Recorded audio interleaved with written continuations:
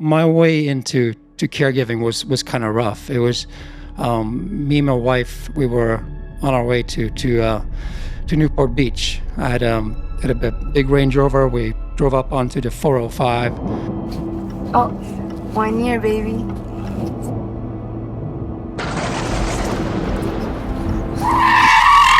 And one of our tires blew, and we catapulted. We rolled, and we landed on Kat's side, upside down.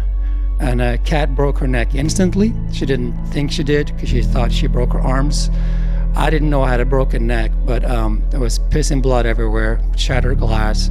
I crawled out of the car, and to make a long story a little shorter, got back into the ACU, and there we found out that I had a broken neck and that Kat would be paralyzed for life.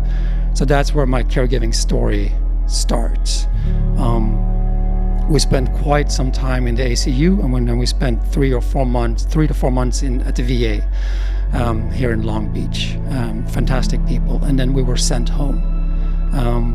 My dad told me afterwards, "Yeah, son, everything is easy in the hospital because you have people 24/7 taking care of you," and we never realized. For us that it was tough, but that part was easy in the hospital. And then at some point we came home, and I remember that day so vividly because we had our nurses there, the nurse team, and they said, "All right, thank you so much. It's been great knowing you, and goodbye." And then there was me with a broken neck and a halo, a metal structure screwed into my head. And there was my wife paralyzed from her neck down, and there was no one. So we went from beeping machines and people running back and forth and coming to help to absolutely stillness and nothing. And it was pure panic for me. I started Googling, how to rob a bank and how am I going to afford this? And I had no idea. And that's where Care.com came into my life. And it sounds like a fiction story, but it's not. It was truly a lifesaver. It was do or die for me. And the way we survived in the beginning was Care.com and the services it provided and the people that were there that were willing to help us. And we were not easy to help. I mean, I was in despair. I mean, my life was shattered. My wife's life was shattered. She was bitter and angry, and all those emotions were running so high. So kudos to the caregivers that took our case, that were willing to help these two people. So that's how I came into Care.com. Wow. Well, I mean, first off, I will say it's great to meet you both. I know we met even before the tape's recorded here, but your story is really inspirational, and your wife's fight and resolve is just remarkable. I really have a ton of admiration for you both. And you're so right. We try to cherish and honor the caregivers on our platform day in and day out. I mean, they are remarkable heroes, no matter how small the task. And by the way, I think what you felt also was what a lot of people feel. And there's such an emotional toll on the task and what's in front of people. How do you find care? How do you afford it? Just as you mentioned. And you also mentioned a word there that is pretty important. It often does take a team. It's not just one. And so I think these are things that are not uncommon. I think what's really unique about yours, though, is just the suddenness and the fragility of your situation and how quick it happened. And so I just start by saying I have a ton of admiration for you both, and thank you for having me on the podcast. No, I appreciate it. Thank you, Brad. What made you want to be the CEO of Care.com? What makes a person, because caregiving that did not come natural to me at all. I mean, I was really opposite against it in the beginning, and I write about this in my book that I told a whole room with U.S. Air Force officers and doctors that I did not want to be a caregiver. Until this day, I do get to hear that sometimes. And it took me many years, honestly, to turn the page and become a great caregiver. So what made you what attracted you to the position, so to speak? Well, many reasons. There's a bit of a strange irony to this too. I'd spent about 25 years in technology, and so we run what is often called a marketplace business. So we actually have a supply side of caregivers ready and willing to serve families and people who seek help in the home whether it's for an aging loved one, a senior, or your children, and even pets. And, we as a technology platform and humans behind the scenes sit in the middle. And I've been fortunate enough to do that for major brands like Expedia and Lending Tree and financial services. And I was always aware of care. And so I actually had an opportunity to figure out kind of what I wanted to do. And the role came open. And, when you're thinking about what you want to do, and in my case, I call it sort of the back third of my career, certainly nearing the end. How do you want to spend your days? And I literally could not think of another role where if we get it right and really get it right, we can have an enormous impact on society. And so I leapt into this role for that alone. Interestingly enough, at the time, as I was interviewing, we had just learned that my wife is diagnosed with stage 4 cancer. And that was a very tough time for us, and we were needing help. And so I started on the journey of building my team. At first it was just meal prep in the home, some tutors, but things got very serious, and we needed more and more help. And unfortunately my wife has passed, but it became very clear to me that much like the tragedy or trauma of your situation, I experienced it too. And there is that panic. Like immediately after my wife passed, I started thinking, how in the world am I going to do this and have a job in which I'm privileged to serve our amazing team and the platform of caregivers day in and day out. I literally did not, I could not spatially understand how I was going to solve and do it all. And I also had to build that team. And so, for me, it's a huge honor. I take it incredibly seriously. We're really fortunate. We have an amazing, truly a team inside of care.com that really takes the mission also very seriously. And we all are here to serve. We're here to serve families such as yours and our wonderful pool of caregivers. And we're trying to make the technology better every day, but we also try to serve as strong advocates in Washington, D.C. and at the state level to really fight for more, including things like the Child Independent Care Tax Credit, including things known as something called 45F, which really allows companies to put more subsidy for things like childcare and eventually other forms of care. And then lastly, in another way that was sort of motivating was there's a woman on our team. I won't share her name. I'm sure she wouldn't mind, but she is a woman I adore. She's a great friend. I've worked with her for 20 years, and she's taken care of her father, who's had Alzheimer's, and her mother's, who's had another serious illness. And I've watched a tremendous toll it's taken on her. She's a single mother. She's had to care for 2 aging loved ones, and she's got 2 kids. And I've just always had tremendous admiration for her. And so when I was going through the process, all I could think about was her use case. And boy, how can we help my friend and many others like her? So that, for me, it was a dream, really. I wanted to have an impact somewhere, and this is truly it. So were you a caregiver for your wife, or how did that pan out, so to speak? Yeah, for sure. I mean, I was the one, taking her to the appointments and, trying to, that cancer is such an interesting journey, because there was upon the initial diagnosis, there's so much you really don't know. And, so I was really trying to figure out through many different hospitals around the United States, finding the right doctors, figuring out if in fact the right treatments were appropriate, figuring out if there's experimental treatments. And it is a system, right? So you do have to push, maneuver, cajole, and try to get the appropriate care you need.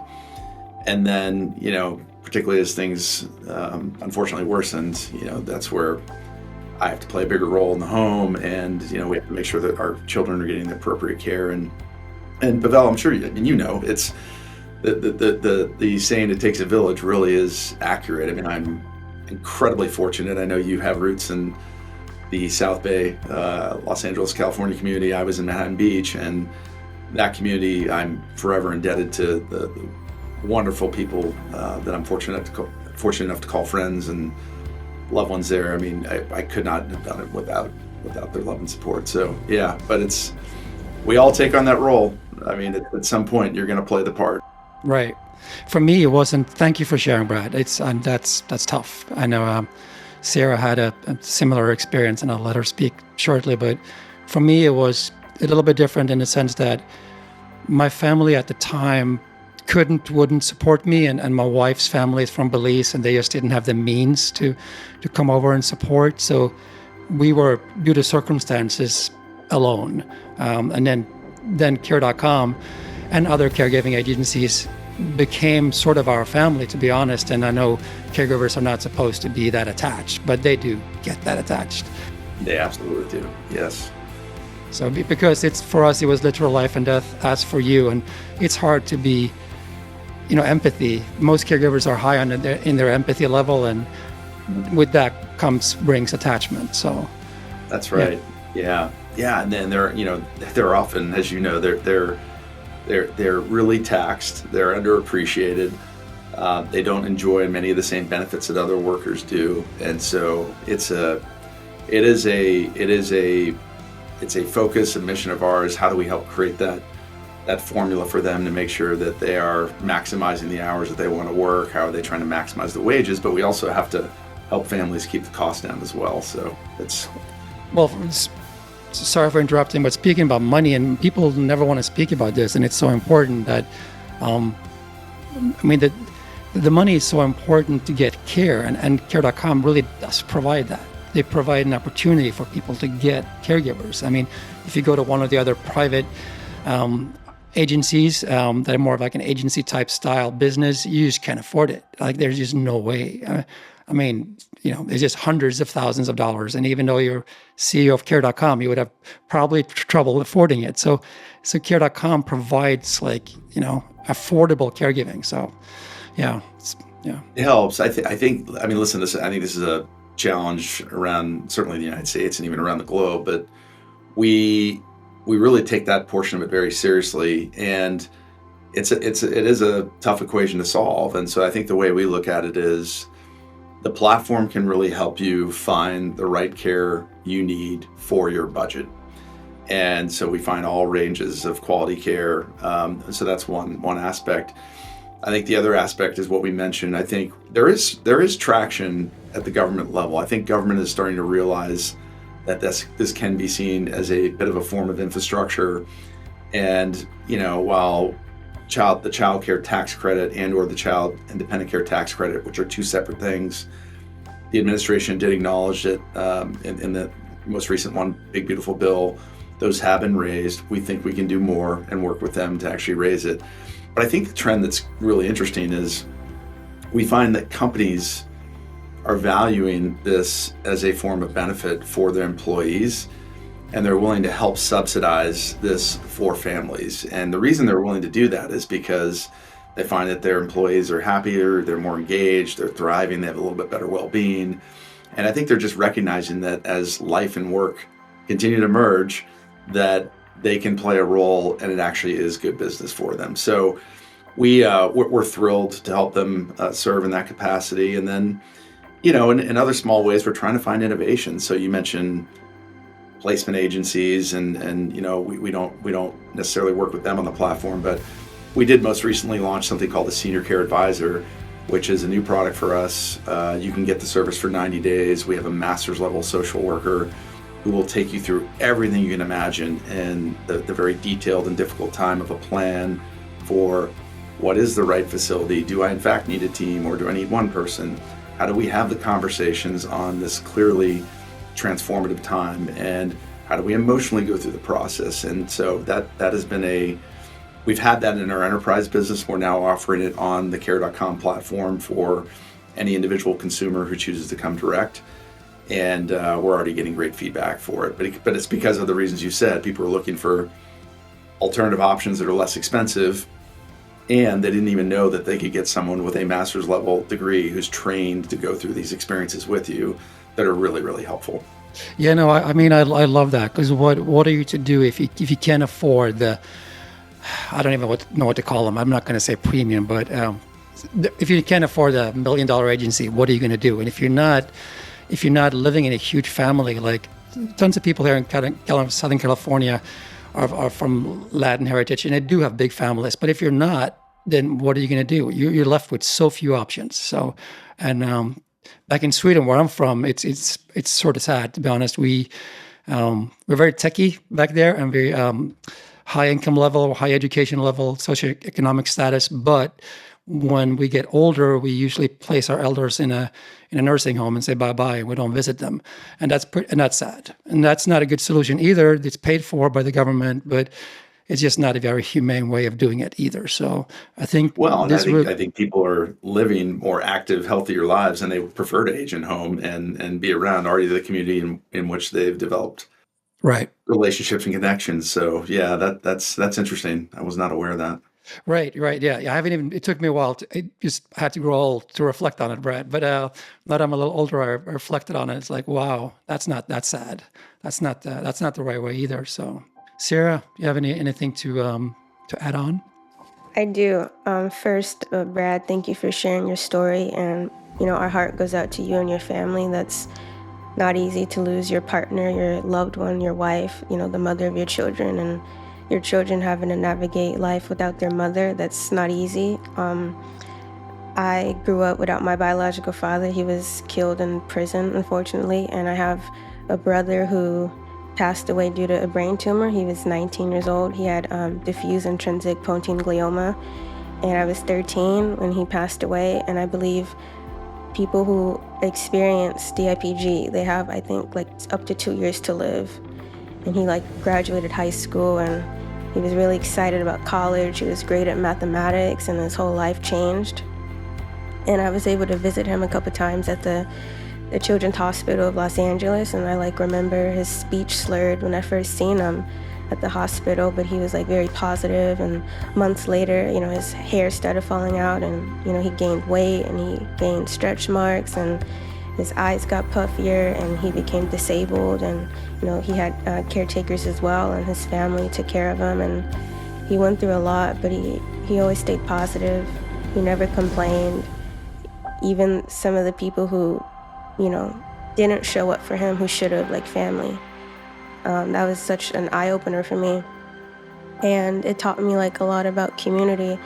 And when we talk about community, whether you're related to people or not, just showing up and being present and being aware, just because it's not your challenge doesn't mean ignore the other people around you. And Care.com, Bright Star Care, other caregiving companies, we need these platforms, because as we know, we're all gonna continue to age, and we may go through different health challenges, and we all should not be denied resources to heal and get better and be taken care of. I have a lot to say, but yeah, I just wanted to say just thank you for sharing your story, and thank you for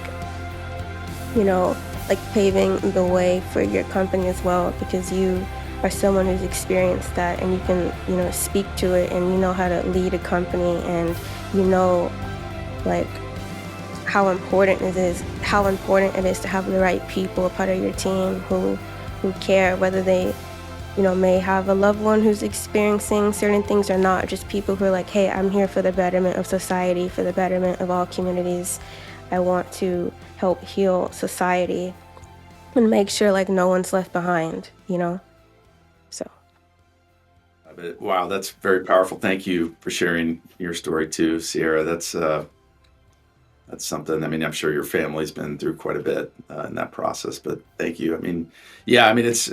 I'll just say it's interesting. I talk about my journey and getting here and being fortunate to lead this company. But as you're both telling your stories, one of my favorite quotes is Churchill. I think he says, "You make a living by what you get, but you make a life by what you give." And I got to tell you, truly in this seat. And, I grew up playing team sports, and what I love about what I get to do every day is, we have almost 1,000 people strong inside the company. These are givers. We have an incredible team of people who want to give, and they're here for the right reasons. So I appreciate you saying that, because it's everything we do on the platform and the services we try to build is truly around how do we serve. And we're really thinking and have our hearts and minds around caregivers and our families and our enterprise partners who support both of them. So we appreciate that. I wanted to ask you as a man. For me, like caregiving isn't traditionally like a job of a man, and for me, I never looked at it as that. And then after I was forced into the situation with my wife, it just forced me to put myself into contact with my more empathetic side, and sort of nourish that. And I usually say that if it wasn't for my wife, I would still want the accident to happen, because it just made me a better person. Like, it made me more of what I never knew I could be, to be honest. Like, I never knew this was an option, to be this good, if you so to speak, or be this empathetic. So how do you feel about that? Do you see that around you amongst your peers and taking care of your wife? And really powerful statement you made. Yeah, and look, she was the best part about our family. She was the nucleus. She was so strong in her faith and what she believed, and the perfect mother. And it's well said. I often find myself right now, I have a 16, 14, and 12-year-old, so they're in the thick of kind of these hard teen years, and we've not only have they had to transition without their mother, but we've moved to Texas, and it's a different location and making new friends. And it's interesting you say that, because I found myself, as we're working through sort of teenage challenges right now, and I do pause and reflect and think about how would my wife Ashley have maybe handled this differently, because they need a little bit more of a empathetic or motherly tone. And it's not that I didn't have that before, but there is something missing in our household, and I always try to think about maybe a different way to approach things than maybe I would have before in her voice. And so, yeah, absolutely, Pavel, I find myself really trying to be the best of what she was.